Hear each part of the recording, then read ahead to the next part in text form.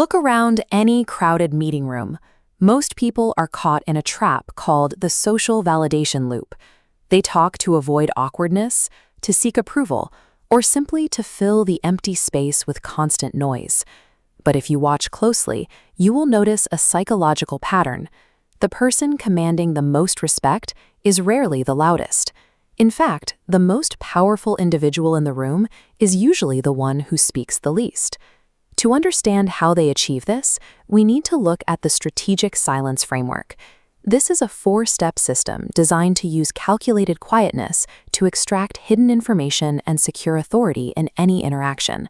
You only need 2 things to execute this protocol. First, an upcoming high-stakes conversation. Second, the willingness to endure exactly 3 seconds of intense social awkwardness.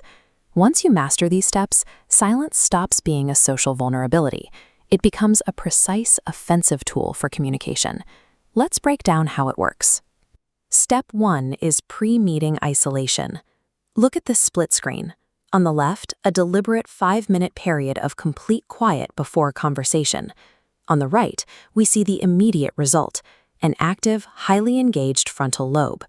By stripping away external stimulation and setting clear conversational goals, you physically alter how your brain is processing incoming data.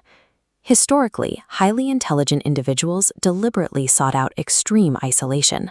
Removing noise forces the mind to prioritize analytical thinking and spatial reasoning. We see this pattern clearly in deep thinkers like Albert Einstein, who structured massive blocks of profound isolation to puzzle out his theoretical breakthroughs. Nikola Tesla followed a similar path. His deliberate quietness and internal focus allowed him to visualize complex machinery in his mind before touching a blueprint. These examples show us a clear rule for step 1. Preparation isn't about memorizing a script. It is about calibrating your brain to process the interaction that is about to unfold. Now that your mind is primed, we move to step 2, observation mode. This requires a specific behavioral shift. You must stop listening just to respond, and instead start listening to understand. When the conversation begins, drop the urge to plan your next argument. Put your entire focus on the speaker so you can start collecting data.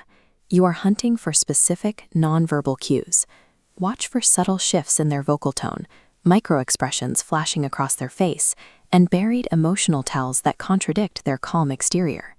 Your success in this phase comes down to spotting discrepancies. You are looking for the exact moment the words a person is saying do not match the tension in their jaw or their tapping foot. While everyone else is burning energy trying to be heard, you are quietly mapping out the situational awareness required to control the narrative. That brings us to step 3, the calculated pause. This is the exact moment you weaponize the data you've gathered by intentionally delaying your response to a direct question.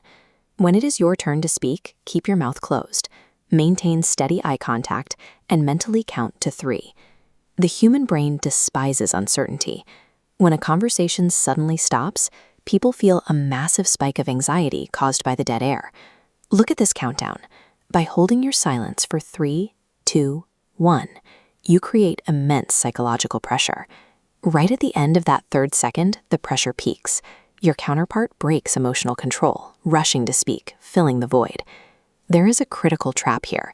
If you look down, shift your weight, or break eye contact during the pause, you immediately signal submission. You will look nervous rather than calculated. To prevent this, use your internal countdown to stay grounded. Take 1 slow, deliberate breath to anchor your physical presence while the tension builds.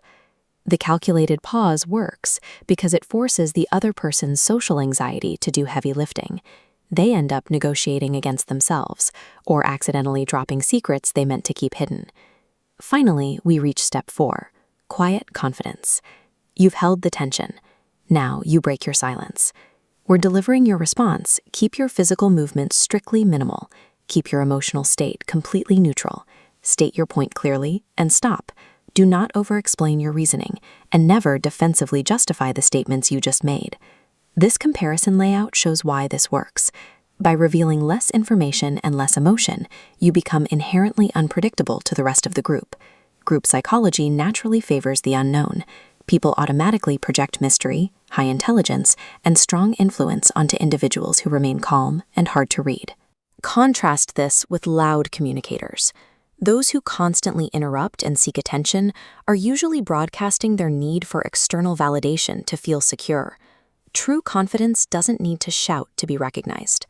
By keeping your emotions guarded, you immediately amplify your authority in any room. Let's review the complete system. You isolate to pre-process your thoughts. You shift into active observation. You force disclosure using the 3-second pause. And you deliver your conclusion with quiet confidence. I have a direct challenge for you. Pick one specific conversation today. Find a moment of tension and test the 3-second calculated pause.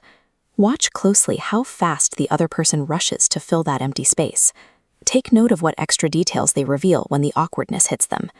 Silence is not an empty void to be feared. When used correctly, it is a highly strategic tool that reveals far more about people than words ever will. What happened when you paused for 3 seconds? Comment your results below. And if you want to master more actionable frameworks for human behavior, make sure to subscribe.